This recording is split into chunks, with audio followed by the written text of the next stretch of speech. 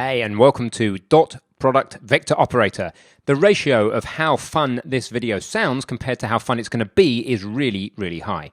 By the end of it, we are going to have our tanks actually moving forward and backwards in order to obtain a broadside position on us. Yes, they overshoot, but that's because they themselves have to use the same control system that we are using and are subject to the same physics system. So I will see you in there. So currently, if we look at the logs that come out of our game when we're playing, we get this vectoring vector, which is this thing that's logged here, this move velocity string, which is the move velocity, if you remember, that comes in from the AI pathfinding system. And it is not what we call a unit vector. This vector is long. If you look to that in 3D space, it's got a definite length to it, thousands or hundreds of thousands of units long. So one of the first things we want to do is normalize this just to get a unit vector out. We're only actually interested in the direction in which the AI is asking us to move. We will decide how fast we're going to move in that direction. So before we go into how we're going to do these dot products and cosines and things, let's just do that. Let's just go move velocity dot. So I'm here in, by the way, the tank movement component inside the request direct move method. Move velocity dot get safe normal. And if you read what that method does, you'll find that it gets you a normal vector of this move velocity without changing move velocity. It doesn't mutate it. So that's the safe bit, means it doesn't change this thing, and it provides us a normalized vector. Let's see what that normalized vector means. I'll just compile that code. All I've added is what I've highlighted there, get safe normal, and we still convert it to a string and print it out, and then we'll just see how that changes this vector. So we play. Better clear the logs actually so we don't have to scroll down. There you go. Now we're still getting these direction vectors out of the AI tanks, but each one of these vectors, if we were to plot them in 3D space, has a total length of 1. So it might just be x equals 1, y equals 0, z equals 0, i.e. straight down the x-axis, or if it's at all off of that, then you're going to see components in the other directions. But if you were to sum these x, y, and z components up, or square them rather, and sum them up, and then take the square root of what you got, the whole Pythagoras thing, you'd get a length of 1. I'm not going to bore you with that, but these are unit vectors. They are in the same direction, but they have just a length of 1. We did visit unit vectors earlier in the course. So that is the unit vector for the direction in which the AI intends for the tank to move forward. In fact, let's give it a better name. Let's call this thing AI forward intention. And I'd better stop it being a string. And I don't think we need this log entry anymore. I'll just comment out the log. So we have an AI forward intention. We get what that is. We've seen the logs of it. It's a unit vector in the direction the AI would like the tank to move. Great. Okay, let's just move the tank name. In fact, I'm going to get rid of the tank name altogether. There's another thing that would be useful to have, which is the tank forward direction right now. So we just need tank forward. Now, how do you get the tank forward? Have a little bit of a think about it yourself. We're on the movement component. What do we do to go from the movement component to the tank itself? We get owner. And then through the owner, we get forward vector. Get actor forward vector, because the owner is an actor. And I'm going to also get safe normal. So what that will give us is a unit vector in the direction the tank is facing forward. Let's look at that physically in the game world. If we look at this tank BP2 here, it's facing along the red arrow, the x-axis, and that would be the vector it would return. It's a vector in the direction of the x-axis, the tank's local x-axis, that is, the tank's forward axis. Don't get confused, by the way, with this x down here. This is the global x-axis. This tank just happens to be a line down the global x. If we look at this guy, he isn't. He is not a line down the global x. The global x is off to the left here. If you click this little button in the top of your viewport, look where I'm clicking. It's difficult for me to explain where, but it's in the top of the viewport. It's a little box or a world. If you click it from the world to the box, then it will show you the vector in terms of the tank's local forward. That's what we're talking about. We're talking about this little local x here for both tanks. Okay, that red arrow is what it's going to return with a length of 1. So we've got these two things. We've got the direction the tank's currently facing, and we've got the direction the AI would like the tank to be heading in. And tanks generally drive forward, they don't drive sideways. So our job is to try and come up with a movement scheme that means that the tank goes forward at an appropriate speed, depending on the difference between where the AI wants it to be facing and where it is facing. So what do we need? We need something called a cosine function, if you remember your school. So what we're going to have on this axis is on the x-axis, we've got the angle between these two things, between the AI forward intention and the tank's forward vector.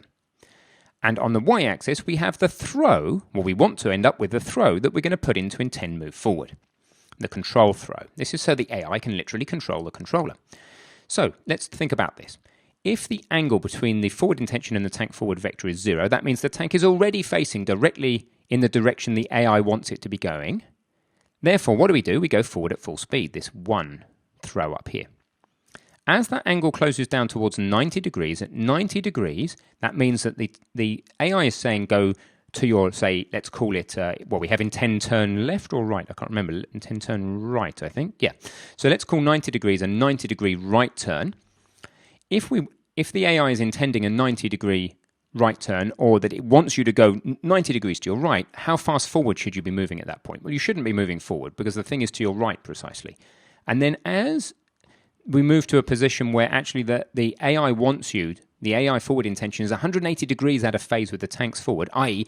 the AI wants you going backwards, what do? You drive backwards as fast as you can. You put a throw in of -1, and so on for things to your left.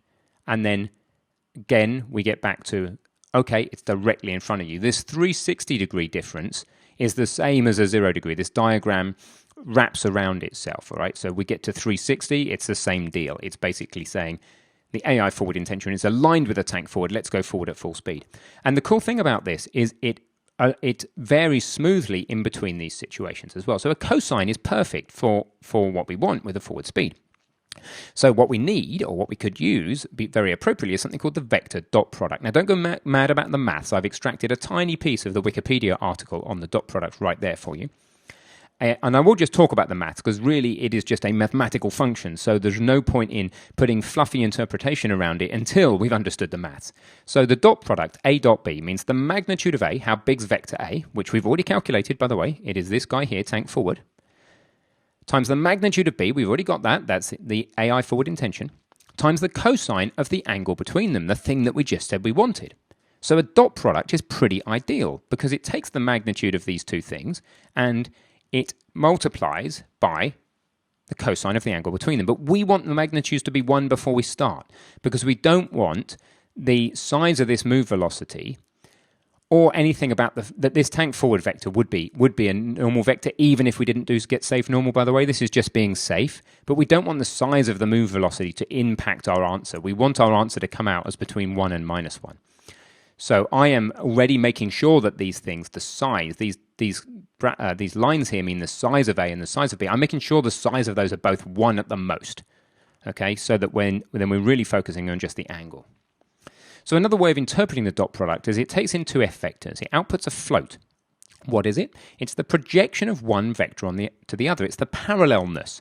How parallel are we if I am already facing in the direction the AI wants me to be? 100% parallel. I have a value of 1. If I'm facing in the opposite direction, I'm 100% not parallel. I have a parallelness of -1, and so on for everything in between. The value of this dot product is maximum when the vectors are parallel and 0 when they're perpendicular. And the diagram is, one way of looking at it is like this. So say B is the tank forward direction, but A is the AI aim intention, or the AI forward intention. Then what you've got there is you've got the projection. You're saying, well, how aligned are they? And that is what we're getting out of the dot product here. I know it's a bit mathematical. It's clear to people who understand maths. It's difficult for people who don't. But let's just see it in action. That's going to be the key now. So we already have these two things. What I want you to do is use the the dot product to actually drive the tank and see what the result is for yourself. I want to give you that satisfaction. So I want you to use F vector dot product. Take a dot product between AI forward intention and tank forward, feed the result into intend move forward, and then share the resulting movement with the community over on our community site, preferably as a little video. So go ahead, do that, and I'll see you there. Okay, so let's take a little look at what code we need to write. We want to say something like auto, throw required or required throw, or forward throw,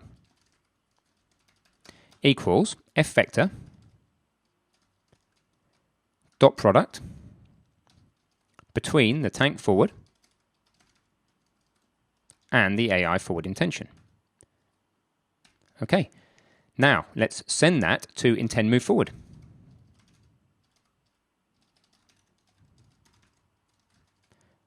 Forward throw. Simples. Okay, let's see what happens there. Let's compile this up. While it's compiling, I'll leave the code on the screen. I think I've spelt forward throw wrong. I have, so I need to recompile. Okay, there you go. So I've just done that and that, as I've highlighted. And then let's get ourselves some AI tanks in a position that we can deal with. So let's go to the top perspective. Just remind ourselves where the player start is. Great. It's there. Where's tank BP1? Not that close to us. Let's move it a bit closer. And tank BP2. Okay, let's have a look then. Oh, look, here it goes. It's driving forward, and then it's oscillating back a little bit, and it's kind of moving until it's side on. Let's have a look at the other tank. Where's the other guy? I think what I'll do is go into perspective view. In fact, what I would like is I'd like to be a little bit more out in the open, or at least to have my tank, say, here, and then this other tank. Let's bring him over here so we can see what's going on. Okay, I'm going to go to F11. Alt P to play. Let's watch this other tank. He's already side on, so he's not moving. This guy wasn't side on, so he's got himself into a side on position. How cool. How about if we put that tank over there and watch him? He's moving. This other guy isn't right now. Is he stuck in the ground? Let's see what's up with him. Okay, there's something fishy about this other tank. So before I spill too much blood on the other tank, what I'm going to quickly do is just go and get a new tank blueprint and pop it down in case we've fiddled with the parameters of that tank too much. And there you go, we had. So look at that tank. He goes back, he overshoots because of his momentum, because remember he's applying forces to the tank. He's not just moving the tank position, so he goes full throttle backwards. He goes, oh, no throttle, but he's overshooting because of the momentum, and then he's going to try and move forward again. And that's pretty cool, right? The two tanks are moving forward and back so that they get broadside onto us, and they are obeying the same physics that we have to. They have inertia. If they don't control their tank right, they overshoot just like we do. None of these perfect robotic tanks. So that's a real result for this lecture. I hope you're glad with the result of that, and or pleased with, should I say. And I will see you in the next lecture.